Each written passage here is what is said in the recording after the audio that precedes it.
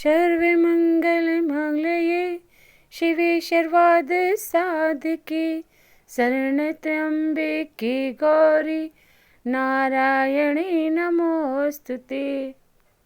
जय माता दी भक्तजनों। श्री दुर्गा सप्तशती के 11वें अध्याय में, जिसे नारायणी स्तुति भी कहते हैं, सभी देवतागण देवी दुर्गा की स्तुति करते हैं और देवी अपने भविष्य के अवतारों के बारे में बताती हैं। यह अध्याय देवता को वरदान देने और उनके सभी कष्टों को दूर करने के बारे में है, जैसे कि दुर्गे नामक असुर का वध, रक्तदंतिका, शक्ताक्षी और ब्राह्मणी के रूप में अवतरण। तो आइए भक्तजनों, शुरू करते हैं श्री दुर्गा सप्तशती का 11वां अध्याय। महर्षि मीधा कहते हैं, दैत्य के मारे जाने पर इंद्र आदि देवता अग्नि को आगे करके कात्यायनी देवी की स्तुति करने लगे। उस समय अभीष्ट की प्राप्ति के कारण उनके मुख खिले हुए थे। देवताओं ने कहा, हे शरणागतों के दुख दूर करने वाली देवी, तुम प्रसन्न हो। हे संपूर्ण जगत की माता, तुम प्रसन्न हो। विश्वेश्वरी, तुम विश्व की रक्षा करो, क्योंकि तुम इस चर और अचर की ईश्वरी हो। हे देवी, तुम संपूर्ण जगत की आधार रूप हो, क्योंकि तुम पृथ्वी रूप में भी स्थित हो और पराक्रम वाली देवी हो। तुम विष्णु की शक्ति हो और विश्व की बीज परमाया हो, और तुमने ही इस संपूर्ण जगत को मोहित कर रखा है। तुम्हारे प्रसन्न होने पर ही यह पृथ्वी मोक्ष को प्राप्त होती है। हे देवी, संपूर्ण विद्याएं तुम्हारे ही भिन्न भिन्न स्वरूप हैं। इस जगत में जितनी स्त्रियां हैं, वह सब तुम्हारी ही मूर्तियां हैं। एकमात्र तुमने ही इस जगत को व्याप्त कर रखा है। तुम्हारी स्तुति किस प्रकार हो सकती है, क्योंकि तुम परम बुद्धि रूप हो और संपूर्ण प्राणी रूप स्वर्ग और मुक्ति देने वाली हो। अतः इसी रूप में तुम्हारी स्तुति की गई है। तुम्हारी स्तुति के लिए इससे बढ़कर और क्या युक्तियां हो सकती हैं। संपूर्ण जनों के हृदय में बुद्धि रूप होकर निवास करने वाली, स्वर्ग तथा मोक्ष प्रदान करने वाली हे नारायणी देवी, तुमको नमस्कार है। कला काष्ठा आदि रूप से अवस्थाओं को परिवर्तन की ओर ले जाने वाली तथा प्राणियों का अंत करने वाली नारायणी, तुम्हें नमस्कार है। हे नारायणी, संपूर्ण मंगलों के मंगल रूप वाली, हे शिवे, हे संपूर्ण प्रयोजनों को सिद्ध करने वाली, हे शरणागत वत्सला, 3 नेत्रों वाली गौरी, तुमको नमस्कार है। सृष्टि, स्थिति तथा संहार की शक्तिभूता सनातनी देवी, गुणों का आधार तथा सर्व सुखमयी नारायणी, तुमको नमस्कार है। हे शरण में आए हुए शरणागतों, दीन दुखियों की रक्षा में तत्पर, संपूर्ण पीड़ाओं के हरने वाली हे नारायणी, तुमको नमस्कार है। हे नारायणी, तुम ब्रह्माणी का रूप धारण करके हंसों से जुते हुए विमान पर बैठती हो तथा कुछ से अभिमंत्रित जल छिड़कती रहती हो। तुम्हें नमस्कार है। माहेश्वरी रूप से त्रिशूल, चंद्रमा और सर्पों को धारण करने वाली हे महावृषभ वाहन वाली नारायणी, तुम्हें नमस्कार है। मोरों तथा कुक्कुटों से घिरी रहने वाली, महाशक्ति को धारण करने वाली हे कौमारी रूप धारणिनी, निष्पाप नारायणी, तुम्हें नमस्कार है।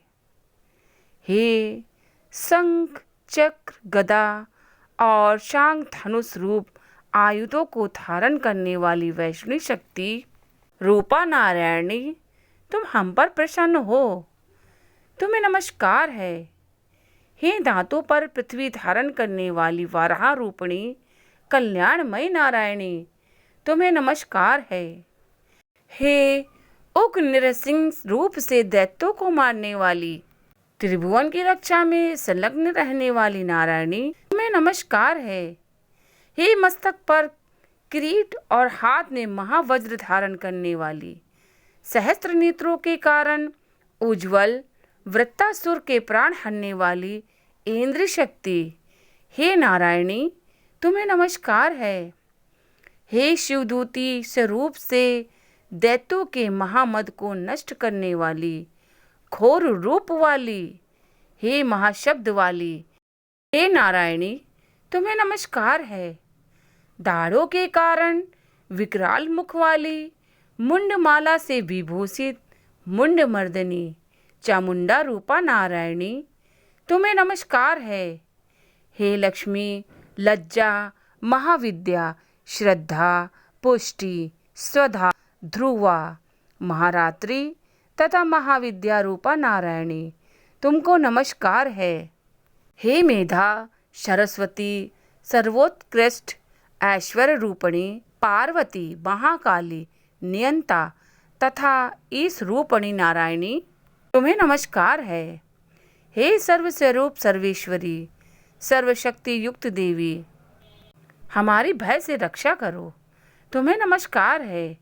हे कात्यायनी, तीनों नेत्रों से विभूषित यह तेरा सौम्य मुख सब तरह के डरों से हमारी रक्षा करे, तुम्हें नमस्कार है।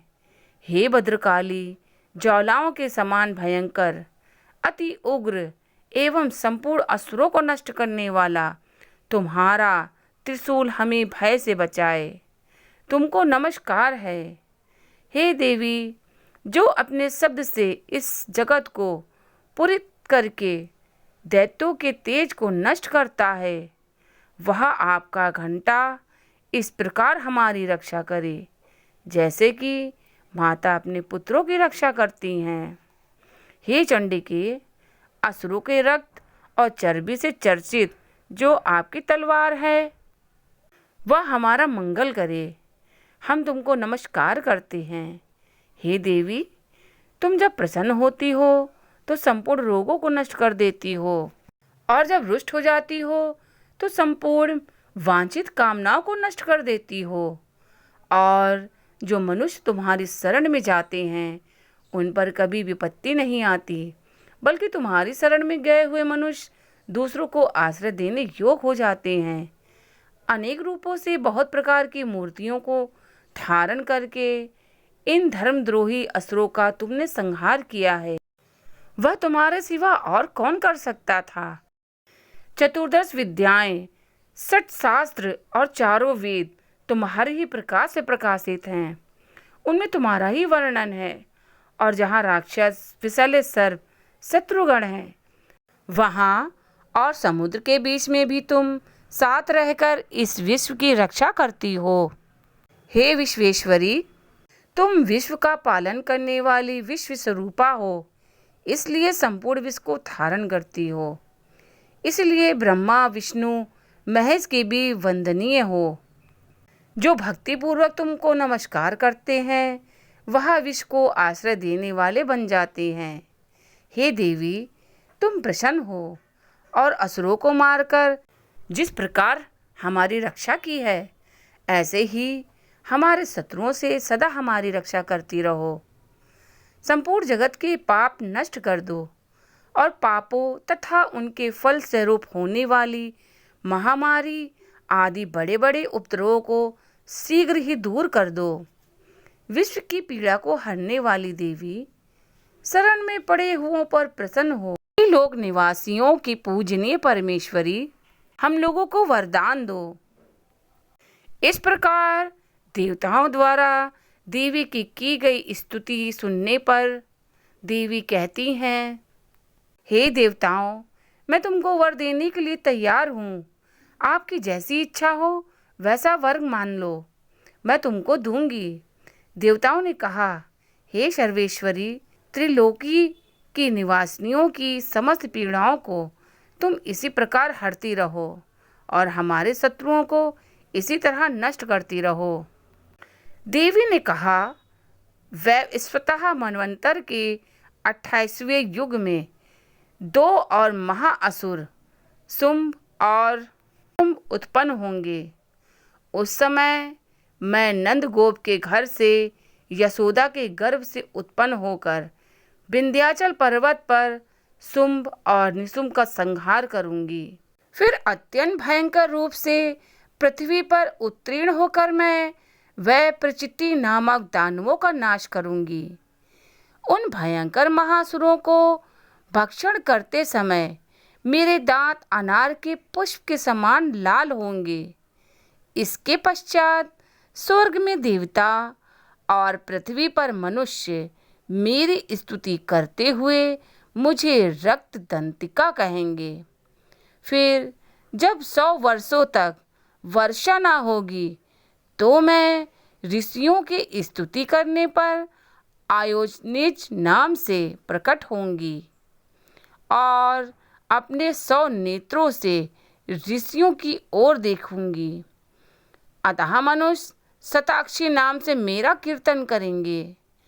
उसी समय मैं अपने शरीर से उत्पन्न हुए प्राणों की रक्षा करने वाले शाकों द्वारा सब प्राणियों का पालन करूंगी और तब इस पृथ्वी पर शाकंभरी के नाम से विख्यात होंगी। और इसी अवतार में मैं दुर्ग नामक महाअसुर का वध करूंगी और इससे मैं दुर्गा देवी के नाम से प्रसिद्ध होंगी। इसके पश्चात जब मैं भयानक रूप धारण करके हिमालय निवासी ऋषियों महर्षियों की रक्षा करूंगी, तब भीमा देवी के नाम से मेरी ख्याति होगी। और जब फिर अरुण नामक असुर तीनों लोकों को पीड़ित करेगा, तब मैं असंख्य ब्रह्मों का रूप धारण करके उस महादैत्य का वध करूंगी। अब स्वर्ग में देवता और मृत्युलोक में मनुष्य मेरी स्तुति करते हुए मुझे भ्रामरी नाम से पुकारेंगे। इस प्रकार जब जब पृथ्वी राक्षसों से पीड़ित होगी, तब तब मैं अवतरित होकर शत्रुओं का नाश करूंगी। तो भक्तजनों, श्री दुर्गा सप्तशती के 11वें अध्याय में सभी देवताओं द्वारा देवी की स्तुति करने और देवी का भविष्य में अपनी सभी अवतारों का देवताओं को वर्णन करने के साथ यहीं पर समाप्त होता है। जय माता दी।